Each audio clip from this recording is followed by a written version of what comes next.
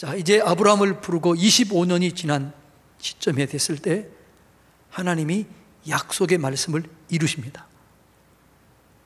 약속의 말씀대로 이삭을 낳게 하는 거죠. 몇 년 만이에요? 25년 만입니다. 그러니까 우리의 믿음은요, 한순간에 이루어지는 게 아니에요. 우리의 믿음은 오랜 시간을 거쳐서 말씀을 듣고 지켜 행함으로 말씀과 연합할 때 우리의 믿음이 점점 세워지고 어느 순간 우리의 믿음이 굳건하게 세워지는 것이죠. 예. 그러니까 이 이삭의 탄생을 통해서 우리는 우리의 믿음을 한번 살펴보고 또 그 은혜를 누려야 될 줄로 믿습니다. 이삭의 탄생을 통해서 주는 교훈은 뭐냐? 그럼 첫째로는 하나님은 전능하신 하나님이라는 사실을 경험하게 됩니다. 예. 여러분, 하나님은 우리가요, 전능하신 하나님을 믿기를 원해요. 그걸 오늘 엘샤다이 하나님입니다.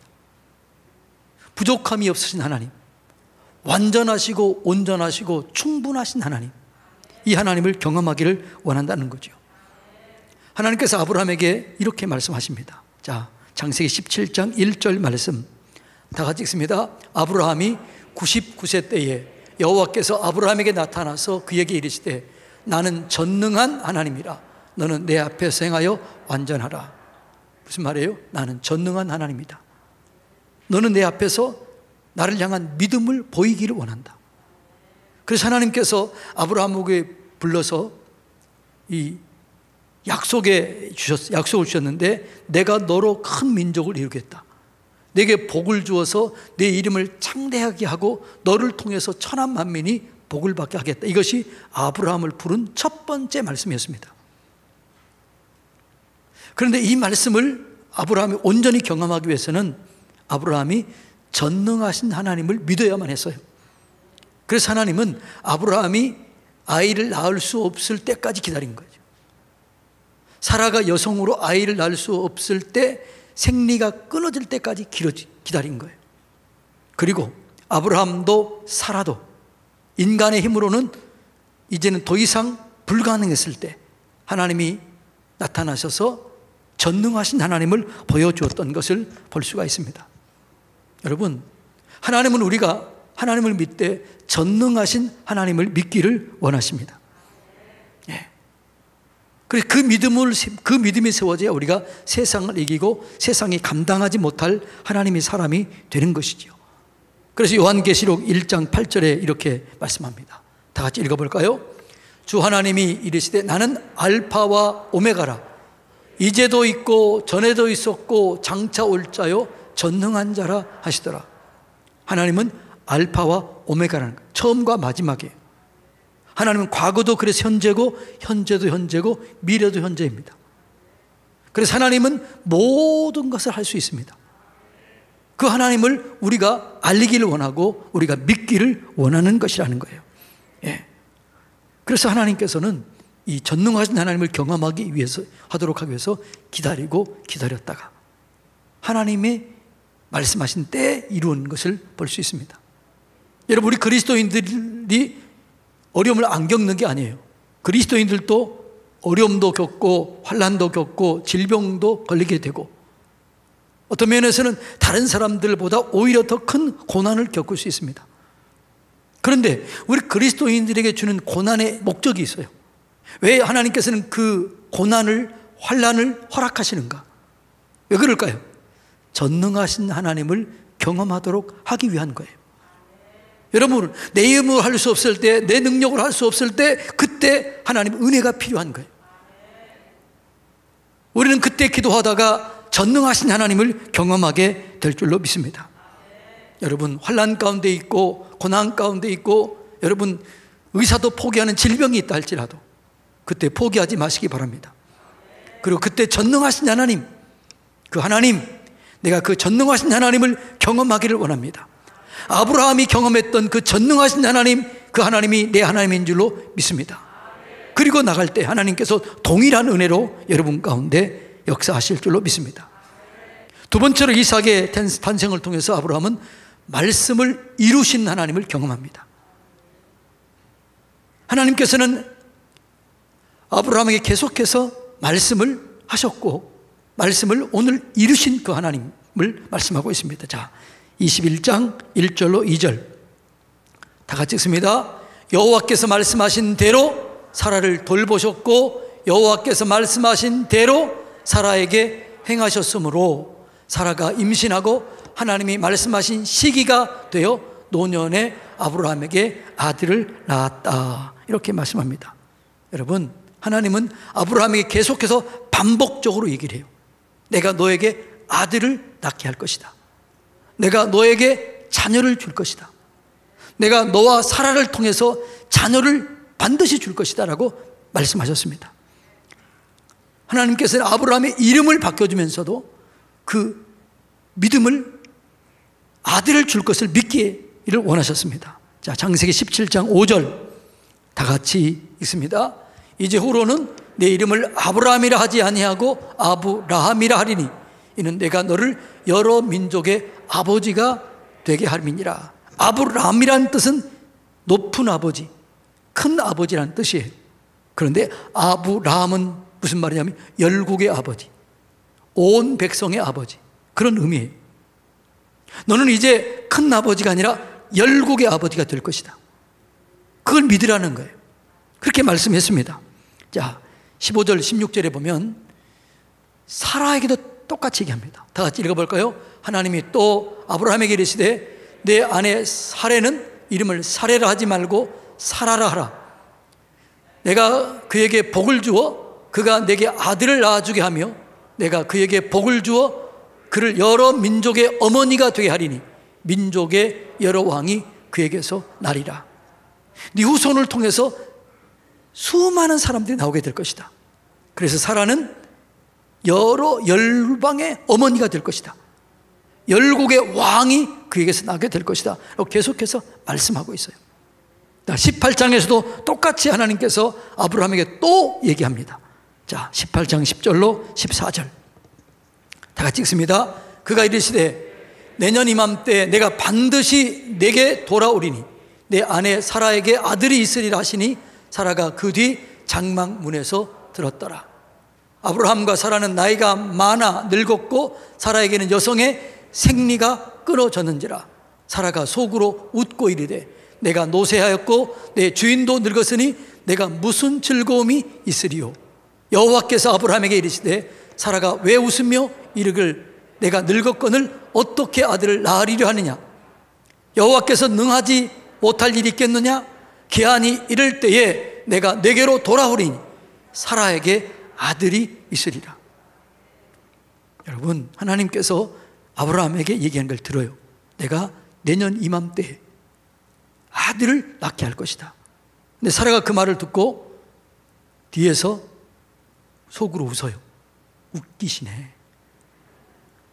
내가 경수가 끊어졌고 내 남편도 남편의 기능을 다 상실했고 인간적으로는 다 끝났는데 어떻게 아이를 낳는다고 그러냐. 내가 무슨 즐거움이 있겠는가. 참 하나님도 웃기신 하나님이시네. 이렇게 얘기를 한 거죠. 그래서 하나님 뭐라고 그래요? 사라야, 너 왜 웃니? 나는 전능한 하나님이다. 내게 능치 못할 일이 있겠느냐? 내년 이맘때에 너는 아들을 낳게 될 것이다. 이렇게 말씀하셨고 오늘 본문에 그 말씀하신 대로 이루었다는 거죠. 자, 다시 한번 21장 1절로 2절 읽습니다. 여호와께서 말씀하신 대로 사라를 돌보셨고 여호와께서 말씀하신 대로 사라에게 행하셨으므로 사라가 임신하고 하나님이 말씀하신 시기가 되어 노년에 아브라함에게 아들을 낳았다라고 말합니다. 말씀하신 대로 말씀하신 대로 말씀하신 때가 되어서라고 말씀합니다. 그러니까 하나님의 말씀을 반드시 이뤘다는 거죠. 여러분, 우리가 믿는 하나님은 말씀을 이루시는 하나님이신 줄로 믿습니다. 그러니까 말씀하신 대로를 반복적으로 얘기합니다. 말씀하신 대로 말씀하신 대로 말씀의 시기가 되었을 때에 아들을 낳았다라고 말합니다. 여러분, 그 우리의 믿음은 뭘 믿는 거예요? 말씀을 믿는 겁니다. 그래서 우리의 믿음은 말씀 안에 든든히 세워지게 되어 있습니다. 그래서 믿음은 들음에서 나고 들음은 하나님의 말씀으로 말미암느니라. 여러분들이 아무리 믿습니다 한다고 해도 믿어지지 않아요. 말씀을 읽고 말씀을 공부하고 말씀을 묵상해야만 여러분의 믿음이 온전하게 세워지게 될 줄로 믿습니다. 예. 그러니까 여러분 기도도 마찬가지예요. 그냥 여러분이 그냥 기도하면 안 되는 거죠. 하나님의 약속의 말씀을 붙잡고 그 말씀을 의지하고 기도할 때, 그 말씀을 믿고 기도할 때 역사가 일어나게 되는 거죠. 말씀을 의지하고 말씀을 붙잡고 기도할 때 여러분의 상황, 환경, 어려움, 고난 이겨내게 될 줄로 믿습니다. 예. 하나님은 그런데 하나님의 때에 일한다는 거죠. 우리는 우리의 때가 이루어지는 게 원하지만 하나님의 기도 응답은 내 때에 이루어지는 게 아니에요. 누구 때예요? 하나님의 때. 하나님이 정하신 때가 있다는 거죠. 그래서 하나님은 우리의 기도를 응답해 주실 때 시간을 계산하고 계셔요. 그리고 하나님의 때 응답해 주시는 거죠. 그래서 우리는 이 하나님의 때를 기억하고 하나님을 바르게 알아야 될 줄로 믿습니다. 그래서 성경은 모든 일에는 때가 있다라고 말해요. 전도서 3장 1절로 8절 다 같이 읽습니다. 범사에 기한이 있고 천하 만사에 다 때가 있나니 날 때가 있고 죽을 때가 있으며 심을 때가 있고 심은 것을 뽑을 때가 있으며 죽일 때가 있고 치료할 때가 있으며 헐 때가 있고 세울 때가 있으며 울 때가 있고 웃을 때가 있으며 슬퍼할 때가 있고 춤출 때가 있으며 돌을 버릴 때가 있고 돌을 거둘 때가 있으며 안을 때가 있고 아는 일을 멀리할 때가 있으며 찾을 때가 있고 잃을 때가 있으며 지킬 때가 있고 버릴 때가 있으며 찢을 때가 있고 꿰맬 때가 있으며 잠잠할 때가 있고 말할 때가 있으며 사랑할 때가 있고 미워할 때가 있으며 전쟁할 때가 있고 평화할 때가 있느니라. 하나님은 시간을 계산해 놓고 정한 때에 일하시는 거죠. 그 이 때를 누가 정해요? 하나님이 정하시는 거죠. 그러니까 여러분 우리는 기도할 때 하나님의 때를 알고 때를 기다려야 될 줄로 믿습니다. 그러니까 때를 기다리고 믿는 게 중요한 거죠. 아브라함이 사라가 아들을 낳을 때 어떻게 했다고요? 하나님의 때에 임한 거예요. 말씀하신 때, 하나님의 시기가 되었을 때 그때 응답이 되었다는 거죠. 하나님이 시간을 만드셨습니다. 그리고 그 하나님이 시간 안에서 역사를 운행하십니다. 그런데 하나님은 그 시간을 초월해 계십니다. 인간의 역사는 시간과 공간 속에서 이루어지는 거죠. 그러니까 시간과 공간 속에 제한을 받고 있는 우리에게는 불가능한 게 있습니다. 제한적입니다. 하나님은 시간과 공간을 초월해 계시기 때문에 그분은 제한이 없어요. 불가능이 없습니다. 그 하나님을 믿을 때 얘기합니다. 내 믿음대로 될지어다.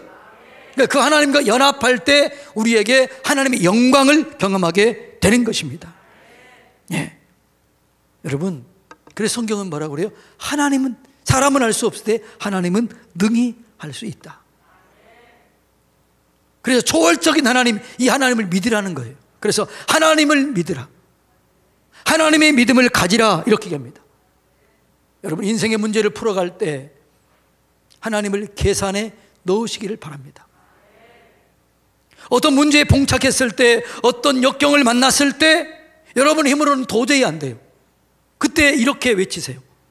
하나님도 할 수 없나? 하나님도 안 되나? 그때 하나님 뭐라고 그래요? 할 수 있거든이 무슨 말이냐? 믿는 자에게는 능치 못할 일이 없느니라. 이 하나님을 믿으시기를 바랍니다. 하나님을 계산에 넣으시기를 축복합니다. 하나님을 기억하시기를 바랍니다. 하나님은 할 수 있다. 이게 믿음이에요. 세 번째 우리에게 주시는 교훈이 뭐냐 그러면, 하나님은 우리에게 웃음을 주시는 분이에요. 기쁨을 주시는 분이에요. 이삭의 이름이 뜻이 뭐예요? 웃음, 기쁨이라는 의미가 있습니다. 이삭은 태어나자마자 기쁨을 주었습니다. 아브라함이 얼마나 기뻤을까요? 사라가 얼마나 기뻤을까요? 사라는 아이를 낳지 못함으로 멸시와 수치를 당하고 모욕을 당했습니다. 창세기 16장에 보면 사라의 여종 하갈이 임신한 것을 알고 자기 주인 사라를 멸시했다, 이렇게 나옵니다.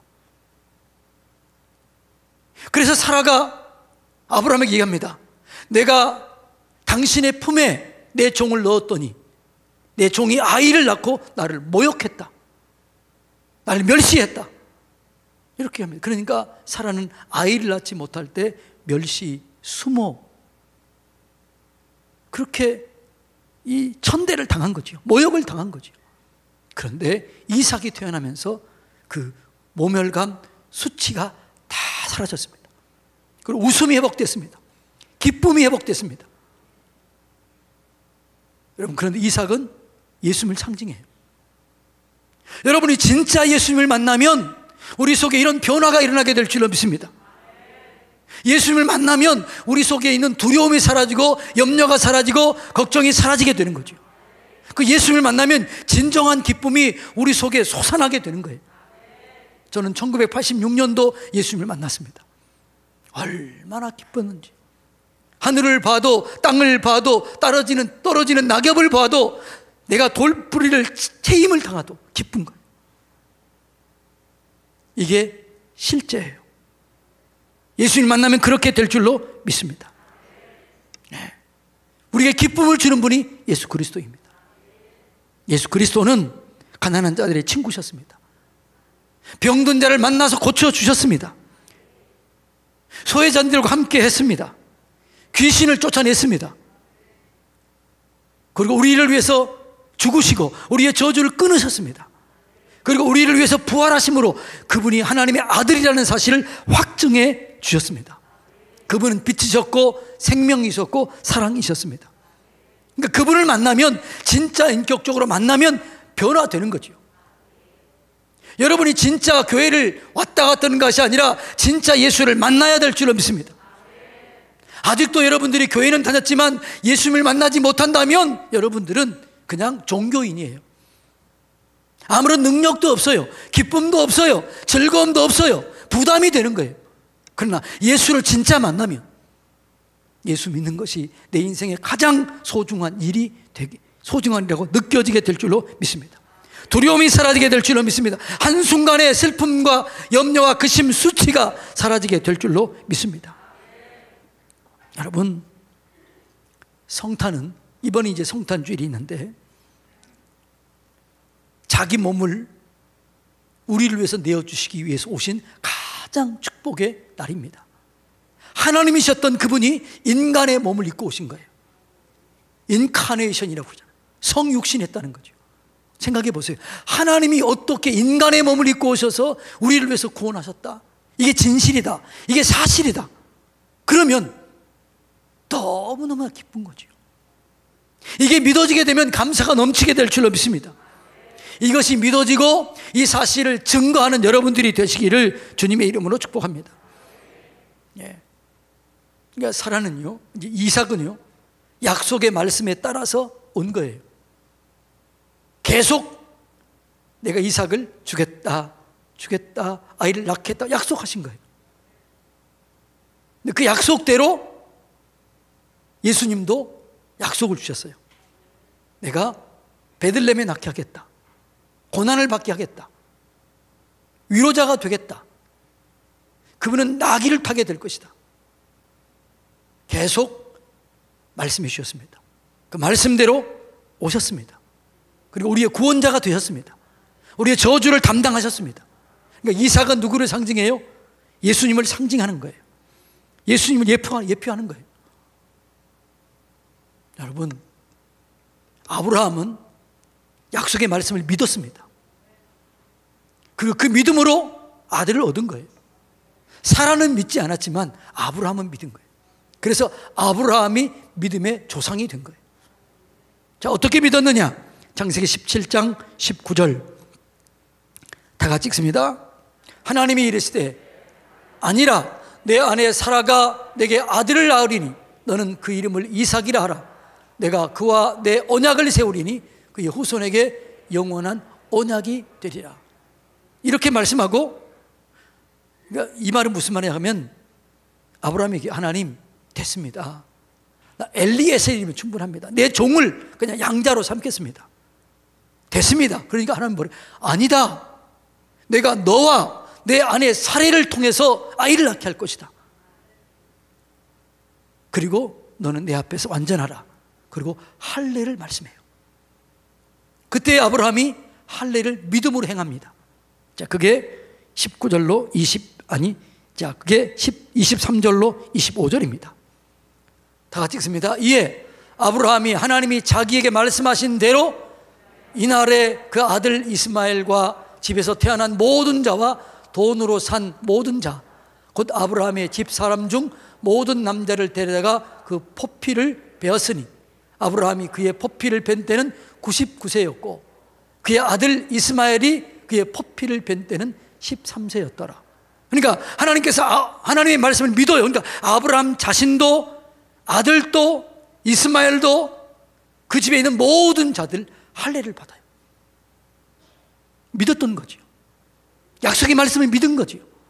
그 믿음을 로마서에서는 이렇게 해석합니다. 자, 로마서 4장 19절, 이 아브라함의 믿음을 이렇게 얘기를 해요. 다 같이 읽어볼까요? 그가 100세나 되어 자기 몸이 죽은 것 같고 사라의 태가 죽은 것 같음을 알고도 믿음이 약하여지지 아니하고 믿음이 없어 하나님의 약속을 의심하지 않고 믿음으로 견고하여져서 하나님께 영광을 돌리며 약속하신 그것을 또한 능히 이루실 줄 확신하셨으니 그러므로 그에게 그것이 의로 여겨졌느니라. 아브라함은 자기 몸이 죽은 것 같고 사라의 몸이 죽은 것 같음을 알고도 믿음이 약하지 않았다는 거죠. 뭘 믿었다는 거죠? 상황이나 환경보다 뭘 믿어요? 하나님의 말씀을 믿은 거죠. 하나님을 믿은 거죠.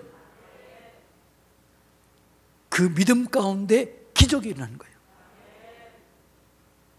그런데 우리가 똑같이 예수님을 믿을 때 이삭이 태어난 기적보다도 더 큰 기적이 우리에게 일어납니다. 우리가 예수 그리스도를 인격적으로 모시면, 인격적으로 믿으면 우리가 하나님의 자녀가 되는 거예요. 그리고 권세를 누리게 되는 거예요. 그 권세가 뭡니까? 요한복음 14장 12절에 보면 내가 하는 일, 예수님이 하는 일을 할 뿐만 아니라 예수님이 하는 일보다 더 큰 일도 하게 되리라. 이거 자녀의 권세예요. 예수 이름을 사용할 권세를 주었습니다. 예수 이름으로 귀신을 쫓아내며 예수 이름으로 새 방언을 말하며 예수 이름으로 무슨 독을 마실지라도 해를 받지 아니하고 예수 이름으로 병든 자에게 손을 얹은 즉 나으리라. 여러분이 예수를 믿을 때 여러분의 속에 그런 일이 일어날 수 있다는 거예요. 여러분이 그런 일을 할 수 있다는 거죠. 이게 기적입니다. 여러분, 이제 이번 주 토요일은 성탄절입니다. 우리를 위해서 예수님이 오신 거예요. 우리의 저주를 끊으셨습니다. 죄 문제를 해결했습니다. 그리고 자녀의 신분을 우리에게 부여했습니다. 그리고 그 이름을 사용할 수 있는 권세를 주었습니다. 마음껏 그 이름을 사용하시길 바랍니다. 질병을 이기시고 세상을 이기시고 여러분 자신을 이기시기를 주님의 이름으로 축복합니다. 성경은 기적의 이야기예요. 전능하신 하나님에 대한 이야기입니다. 그 하나님은 창세기에서부터 계시록까지 계속해서 전능하신 하나님의 이야기로 점철되어 있습니다. 그 이야기는 오늘도 진행형입니다. 하나님은 어제나 오늘이나 영원토록 동일하신 분이십니다. 아브라함의 하나님이 내 하나님입니다. 이삭을 낳게 하는 분이 내 하나님입니다. 이게 믿어지기를 축복합니다. 그 하나님과 안에서 영광, 그 권세, 승리, 이것을 경험하는 저와 여러분이 되시기를 주님의 이름으로 축복합니다.